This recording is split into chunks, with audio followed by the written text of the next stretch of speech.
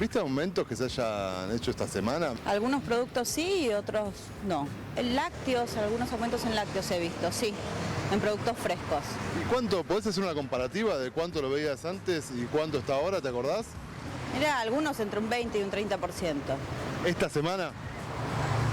En los últimos 15 días. ¿Viste aumentos que se hayan hecho esta semana? Sí, ¿En qué? en todos los, ¿cómo se dice? En todos los productos. En lo ¿Qué? que uno compra, los básicos. La leche, yogur, galletita. ¿De cuántos son los aumentos? Ay, no te puedo decir. ¿Por qué? O sea, uno no se pone a ver, pero sí sabe que aumenta. ¿Qué producto particularmente que vos comprás seguido, viste que aumentó? Shampoo, por ejemplo. ¿Cuánto aumentó? Detergente y más o menos un 5, un 10% aumentó, al menos de los que yo compro. En esto estamos hablando de estas últimas 2 semanas. 2 semanas, exactamente. ¿No se está respetando el acuerdo de precios que hizo el gobierno, te parece? Me parece que en algunos lados no. Justamente nos hemos bajado con mi marido una aplicación en el celular que están mostrando para ver el tema de precios acordado. Para denunciar en todo caso si vemos que hay precios que no se están respetando. Ah, ustedes bajaron la aplicación para denunciar en el caso de que no se cumpla. Exactamente. ¿Cómo estás haciendo vos para llevar el tema de los aumentos con todo esto que sucede? Y la verdad es que mucho no estamos comprando porque ya la verdad nos habíamos abastecido un poco antes de las fiestas y demás, y que vamos comprando, qué sé yo, a medida que por ahí vamos necesitando alguna cosa que me he olvidado. Todavía igualmente no fuimos a hacer compras, digamos, para lo que es el mes y eso, pero no, nos vamos manejando ahí. El salario, la entrada de dinero a la casa, ¿va acompañando a la inflación, va acompañando a la suba de alimentos? No, la verdad que no. No, porque el salario no aumenta y bueno, estamos ahí, qué sé yo, estamos estancados. Uno se va achicando los gastos porque no se pueden pagar, no se podía pagar ni la luz, ni el agua, ni nada por el estilo. Tenemos muchas deudas, hay algunas deudas que están imposibles de pagar porque es en dólares, así que imagínate vos. Ahora cómo lo llevamos al tema ese, ¿viste? ¿Tenés deudas en dólares? Sí. Es una cosa imposible de pagarlo yo ahora. No podemos dar el gusto de estar tranquilo, ni comer bien, ni nada por el estilo. Hay aumento, según las cosas hay aumento, pero no. ¿Qué vio particularmente que haya aumentado? Bueno, la leche que pagaba menos, ¿De acuerdo cuánto pagaba?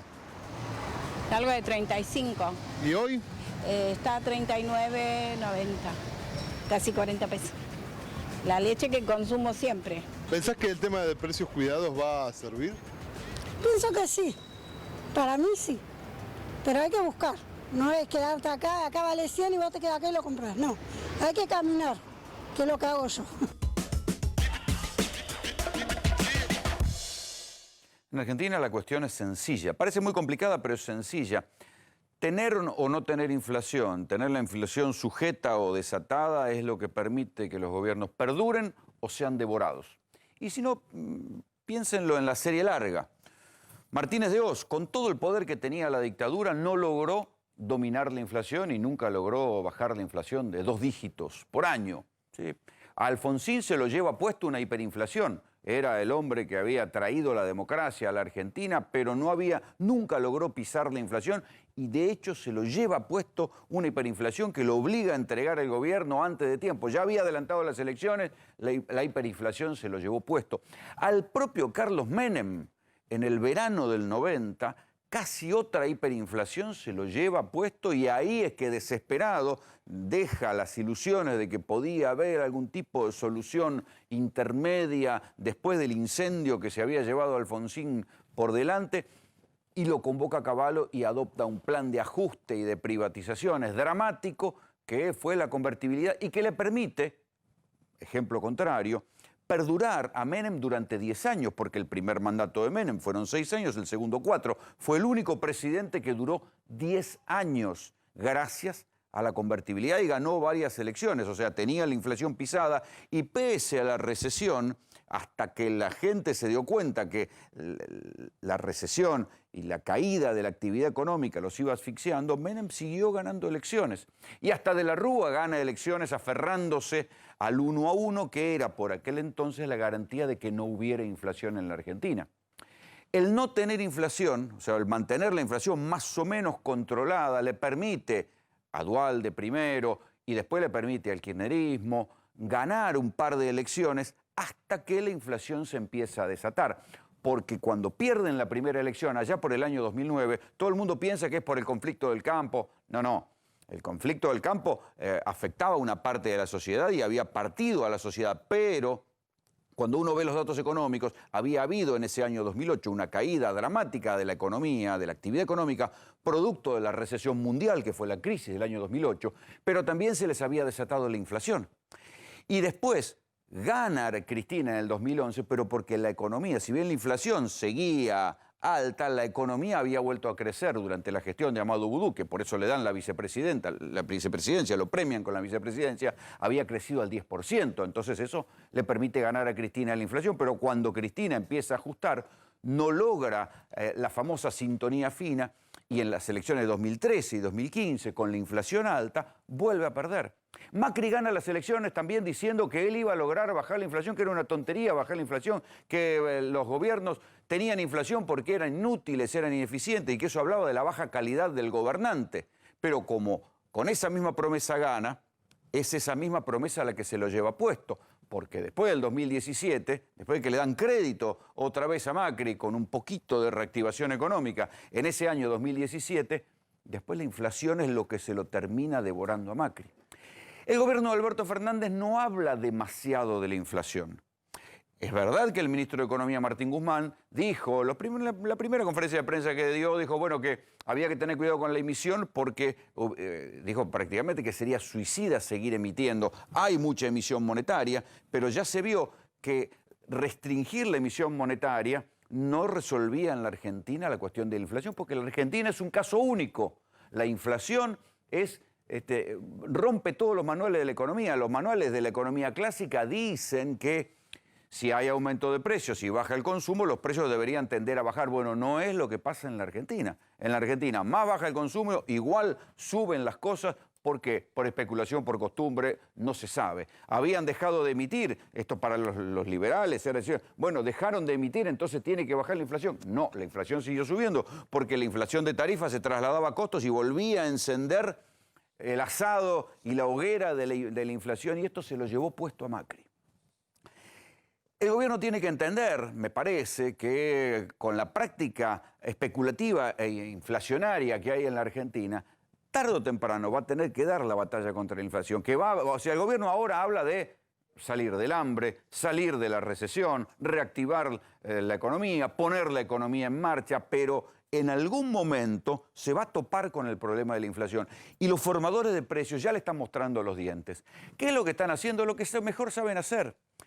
Por un lado se sientan con el ministro de la Producción, Matías Culfas, con Paula Español, la secretaria de Comercio, y le dicen, sí, cómo no. Vamos a aceptar, nos vamos a comer el 14% del 21% del IVA a la canasta básica que volvía a comienzo de año. Nosotros aceptamos, nos quedamos con el 14, solamente vamos a aumentar el 7. Sí, cómo no, ningún problema. Precio cuidado, sí, vamos a precio cuidado. Pero cuando se dan vuelta, hacen lo contrario. ¿Qué es lo que sucede? Vienen los aumentos de precios. Esta noche en GPS van a ver gente que tiene datos directos de cómo no hay aumento que no tiene ningún tipo de justificación. Yerba, que ha venido con un 15% de aumento, más el 7% del IVA. Y entonces, porque además acá hay otra cuestión grave, que es el colchón. Todos vimos en este tiempo cómo vinieron aumentando los alimentos, porque claro, ya se sabía que Macri iba a perder, había perdido las PASO por paliza, era casi virtualmente imposible que ganara. Entonces se vinieron aumentando y aumentando las cosas. Cuando se confirma el triunfo de Alberto Fernández, vuelven los aumentos, porque todos decían, bueno, va a venir un congelamiento de precios. Entonces, por las dudas, siguieron aumentando los precios en eso que todo el mundo conoce en la Argentina, que es el famoso colchón por las dudas. Aumentaron por las dudas. O sea que los aumentos que están llegando ahora, en esta primera semana de enero, son aumentos que hacen sobre el colchón. No tienen ningún tipo de justificativo. Salió una nota muy interesante en un periódico, en un diario, mejor dicho, de Barcelona, el diario La Vanguardia, uno de los más antiguos de España, que se toma el trabajo con estupor, con asombro, de decir, ¿cómo es la cuestión esta en la Argentina? La inflación cerrará en cuánto, todo el año, 54, 55. Bueno, el aumento de los productos de la canasta básica fue del 65, 10% más. Entonces, ¿qué lógica económica hay para que si se retrajo el consumo popular, si bajaron las ventas en los supermercados, como suele decir mi amigo Fernando Cerolini, 15 meses seguidos, como si acá hubiera una guerra, bajaron. Bajó el consumo, no se vende nada, los fabricantes se quejan de que no venden un carajo, aún así los productos de la canasta básica aumentaron un 65%, 10 puntos arriba de la inflación. No hay ninguna explicación económica que lo sostenga. Sin embargo, siguieron, no solo aumentaron, sino que además siguen aumentando ahora. Les decía, el diario La Vanguardia consignó lo siguiente. En enero de 2019, en la Argentina, una botella de aceite costaba 91,65. En enero de 2020, 124,50. Saquen la cuenta. No tengo el porcentaje exacto, pero ahí se ve. Y acá viene otra paradoja. La Argentina hoy por hoy es un imperio aceitero. La Argentina produce tal vez uno de los principales imperios de exportación de aceite del mundo. Por algo, los muchachos que laburan en la industria aceitera lograron un aumento de la inflación y unos puntos más. Creo que es el único sindicato que le gana a la inflación. Y de Yapa le dieron un bono, escuchen bien, de 57 lucas ahora para fin de año. Imagínense si estarán ganando los tipos que fabrican aceite en la Argentina. Ganan fortuna, tanto como para darle un bono de 57 lucas a su laburante. Imagínense la que se están llevando. Aún así, el aceite en la Argentina es de las cosas que más aumentó. No tiene ninguna explicación, salvo que los precios en la Argentina no son producto de la oferta y de la demanda, sino de la guita que te pueden sacar del bolsillo. Una botella de agua mineral, no es importada, el agua mineral la sacan de acá. A veces a una vertiente de montaña, otro de una vertiente de Córdoba, otro de acá de una vertiente de la provincia de Buenos Aires. Bueno, el agua mineral en enero del 2019 costaba 38,65.